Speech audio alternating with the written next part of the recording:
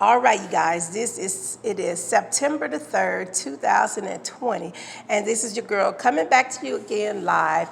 It is part two of the message I was telling you about, Sudoku. I gotta, remember that. I wrote it as the way it should be pronounced, Sudoku. It's a Japanese word. You see, but that's how it's spelled, Sudoku, Sudoku. Now, I want to explain to you because I have really gotten kind of somewhat good at this, and some of them are challenging too at the same time. And so we have different levels of this here puzzle. The first puzzle, it says very easy. You see, very easy. And it took me right here, I recorded, I did that one on this date. I always sign my name, the time, and the date, and it took me 5 minutes to do this one. As you can see at the top, it says very easy. And then as you go on to here, there's some that says very easy, then it goes to easy. And here we go, it took me 7 minutes to do that one. And it says easy, see? You don't have to record the time. I do that because sometimes I like to challenge myself most times. And here's another one that says medium. I don't know exactly how many minutes it took me. I always sign Miss Maya, and I always put the date. Sometimes I put the time, other times I don't. If I'm not by my phone or something, I just put the date and my name.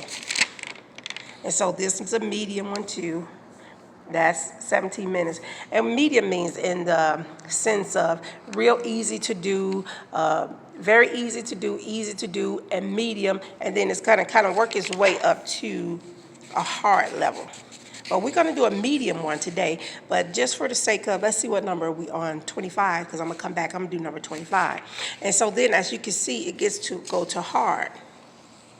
It goes to hard. When I first purchased this here book, and I got this book at the dollar store, believe it or not, 99-cent store.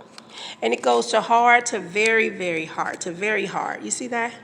So I said, I want to do the hard ones first because I want to see how long would it take me to do the very hard one. So that one only took me 15 minutes to do the very hard one, and 33 minutes to do the very hard one the very first time. As you can see on this one, when I did the very hard one the first time, I actually made 3 mistakes. The dark print right here, and the dark print here, and dark print.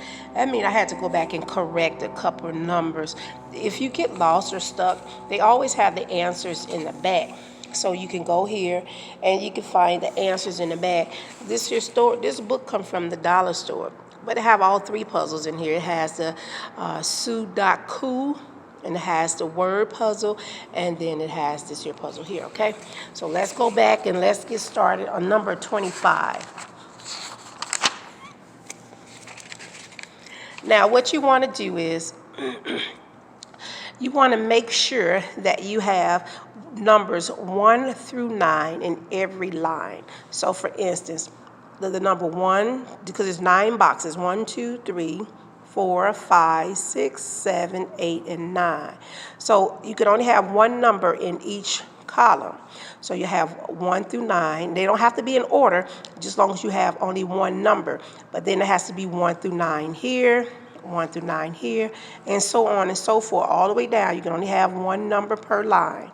The same going this way here too, horizontal. You can only have 1 through 9 in this line, 1 through 9 here, 1 through 9 here. And all the way down, you can only have 1 through 9. There's another section, another piece to the puzzle too. See these here, this box here? It's like a heavy line here, a heavy outline. So you have 1, 2, 3, 4, 5, 6, 7, 8, and 9. In each of these boxes, you can only have 1 through 9. See this here? You can only have 1 through 9 because there's 9 boxes here. So that's a lot. That's a lot to keep in mind. You see? 1 through 9 here. So again, let's just recap. You're going to have one number here, 1 through 9, all the way on each line. 1 through 9 here on every line this way. And then there's a box here. Each box, you can only do 1 through 9. Okay, now let's get started. I encourage most of you to go, I'm going to be working with an ink pen today, but I encourage you to use a pencil with an eraser, because for your first time you may have to erase and start over and erase and start over.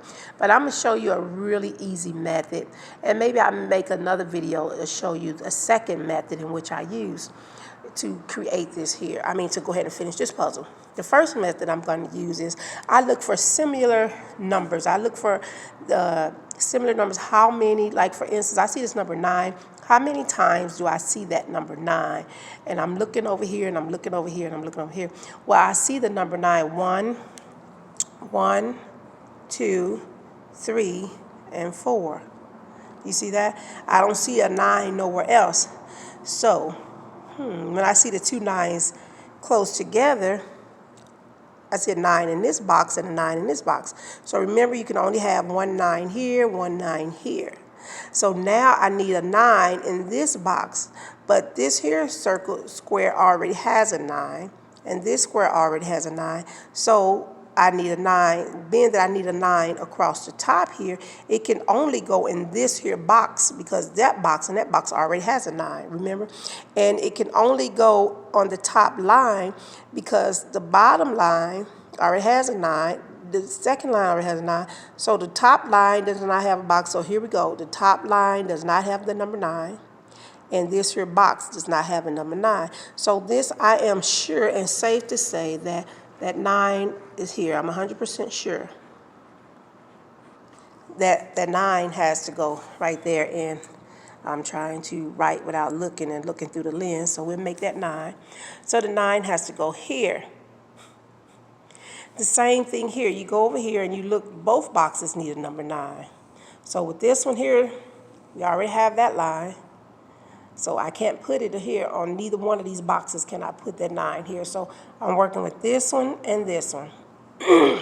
So I have to ask myself, can a 9 go here? A 9 cannot go on in the second line right here. It cannot, because remember, we need a 9 in every column here too. And so this here, okay, we need a 9 in this box and this box, but we can't work with the first line. I have to work with the second and the third line. But I can't put a 9 here because this can only have one 9, and it is already there. So that tells me that a 9 can go either here or here. Then I have to cross-check to see if it can go here or here. If I put it here or here, I'd be just merely guessing. I don't want to guess. I want to know for sure. So I would not touch this right now. I'm not going to put that there. I don't want to guess at it. Because I have this option and that option to put that 9. Let's go over to this box. Again, a 9 can only go on this row or this row. So I look and see, can I put a 9 here if there's any other 9 here? And there's not. So I could put a 9 here and here. I cannot put one here because there's a 9 on that row already. And I can put one here. And because I have too many options open, I'm going to leave that alone because I can put one here, here, and here. So I'm not going to mess with that right now. So if that kind of helped you guys. So here's an easy, well, no, this is not too easy, but let's move up to this here box, here, this section. So the 9 is already spoken for on this here line right here. This line is already spoken for. This line, the numbers are already there. On this here row here, I cannot put a 9 because the 9 is in that row here. So that leaves me with this option and that option. So again, I would merely just be guessing. So I'm going to leave that alone. But what you want to do, you want to go to each section and do the exact same thing. This section don't need a 9 because it already has, this square already has a 9, but this square does not have the 9. And I cannot put a 9 here because there's already one on that row. So that means I have this option and that option, and both of them are wide open because there's no 9 here. And so if I put one here, I'm just going to be merely guessing. I don't want to do the guessing. I'm taking all the guesswork out. So I'm going to stop at the number 9s. So now what you would do is you'll go through every number and you'll do the exact same thing per box. So here we have, if I'm going to start with 9 and work my way down to a 1, I can start with 8 and see if there are any more 8s in this box. And we only have 2 8s. Is there any more 8s anywhere, rather? I only have 2 8s here. So if I wanted to go to this box, let's say for instance, and I'm going to stop here and I'm going to come back to you with a part 3 and show you when we're just about finished. So if I wanted to put an 8 in this here square, it cannot go on this line because we have an 8 here, because this line is to extend all the way across.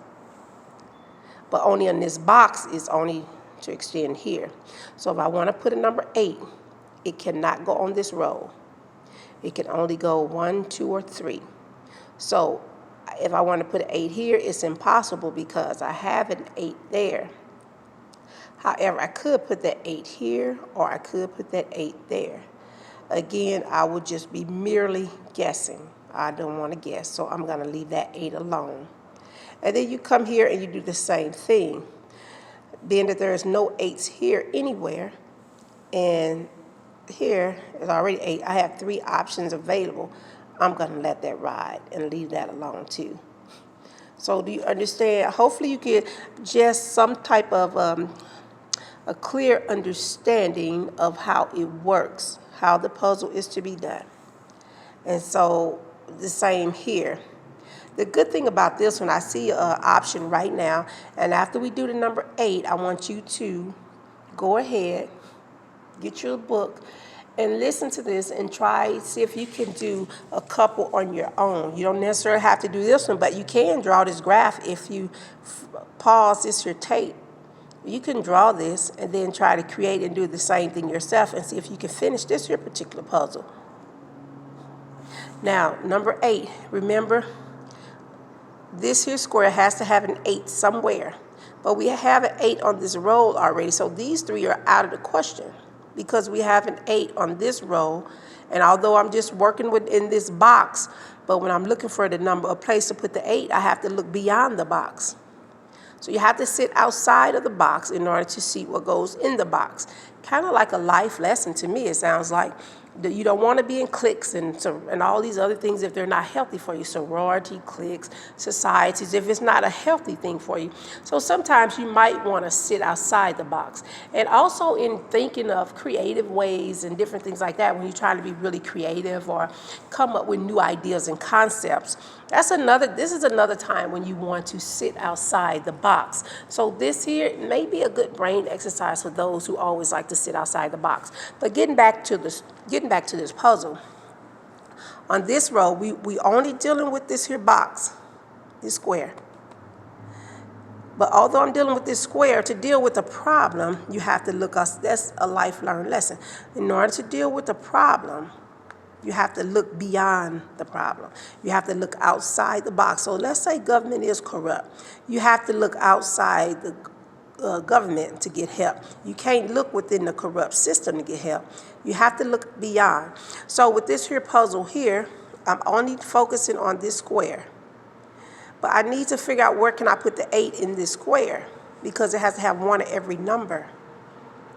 But because I have to look outside the box, I know I cannot put that 8 on this row because we only can have one number per row. Although I'm just working on this box. So that only leaves me with one option left, and that's to put that 8 right here, because this is good that all these are taken. I can't put that 8 here. So I only have one option to put that 8. So I'm going to put this here 8 right here. So you see, that was an easy one. And although you say, good God, how am I going to do this? So now I see another easy one with the 8. So now we have an 8 in this box. I have an 8 in this box. I cannot put it on this row. Cannot. Because I have an 8 I just placed there on that row. I cannot put the 8 here. Although I'm working on this here section, I'm just working on this box. There's the 8. Remember the 8 at the top? I cannot put that 8 right here, because we have an 8 already on that row, and I have an 8 already on this row, although I'm still just working on this here square section here. This is all that matters to me, but I have to look beyond my problems to find the answer. This is a cool puzzle to do, and it helps you in every areas of your life. It is a Japanese puzzle. You sometimes have to look beyond your problems to find the answer. So This is out, this is out. So now we have these two boxes to deal with because we can't use this and we can't use that. So now I only have the middle section, 1 and 2 available. So now I have to look here because only can be one number here as well. So I'm going to look down for 8. Bam, there go 8. So that means that this box here, I cannot, because I have the 8 here. So I cannot put that 8 here. And if these are my only two choices, then that means the 8 has to go here. You see, because we have to have an 8 on this row, an 8 on this row. And you can look down again, you say, well, you got an 8 in this box. You have an 8 in this box, but now you need an 8 in this box. So this row is not an option. This row is not an option. So that bottom box, you can only work with these, the middle box, you can only work with these two. Because this one here is not an option. Not an option. Although I'm working on this box, I'm working on this little square section here. So that only leaves me with these two. So you don't want to guess at it. So you just want to see, is there an 8 anywhere over here? No. Is there an 8 anywhere over here? No. So now you have 2 available spots in which the 8 could possibly go. But because I don't want to guess at it, I'm going to let that one go for right now. You don't want to guess, just let it go. And then you work your way over here to an 8. You have immediately, I see I have an 8 here. I'm dealing with this square section. But the middle one is out for me. And so I got this available and this available. So that means to me, so I have 1, 2, 3, 4 available spots for an 8. I'm not going to guess. I'm going to move on. I'm going to move forward with the next box. As you see, we have an 8 here. It cannot go here, but it can, and I'm just working in this here square section, but it could go in these 4 boxes here. Now let's move to this square section here. We have the 8. So I'm dealing with these 4 sections here. So I look at this row. There is an 8. So I can't put that 8 here, but I have 1, 2 available spots here because there is no 8. So I can put it here or here, but I'm not because I'm not sure about that yet. I'll just be merely guessing. Same with here. There is an 8 on this row, so these 2 here in this square section only. I cannot put that 8. I cannot put an 8 here because of that one. But these 2 are available. So you kind of understand a little bit how it's going. So I'm going to come back with you again with part 3 of this here. And it's really easy. Although this one says it's kind of medium, it's very easy to do. Don't let that scare you. These puzzles are good, but these puzzles can help you in all of your life situations and problems. And even if it doesn't help you, take this here, the principles of this here game, and apply it to your life. Again, think outside the box. If I would have to sum up this puzzle, that's what I would say. Think outside the box in every problem, in every situation, and in every creative ways, everything that you do. Even if it's a futuristic product, whatever it is, be different is all that is saying, thinking outside the box. You want to stand out. You want to be that shiny, that shining star that no one else is. And the only way you can be a shining star, only way you can stand out of the crowd is to be different from everybody else. Why would the whole entire world promote the death of a young girl? Or why would the entire government, all y'all be in a clique and do the same thing? Why would all the judges be corrupt? Think outside the box and be you, be different. Again, there's only room at the top for one. So it's that person that thinks outside the box that is going to be the most successful person and the one that's going to soar the highest, as with an eagle, the one who's going to soar the highest. Remember, you cannot have, if you put too many at the top, then the tree tips over. There's only room for one, so you're looking for that one unique person. And most time, that one unique person is that person who thinks outside the box. It doesn't take much to be like everybody else. It doesn't take much to be a pile of rocks. Rocks are rocks. If I call all you guys rocks, it doesn't take much to be a pile of rocks. I'm not saying that you are, but I'm saying if you had one shiny diamond amongst them rocks, then that's what you want to be. You want to be the one that stands out. So think outside the box. It will help you in your business. It would help you in your love affairs. It will help you with your family. It will help you in your thinking, your brain, your creative ways. Be you. Be different. Be a better version of yourself. Love you. I'll come back again with you with part 3. I hope you guys are having a wonderful day. Talk to you soon. Bye.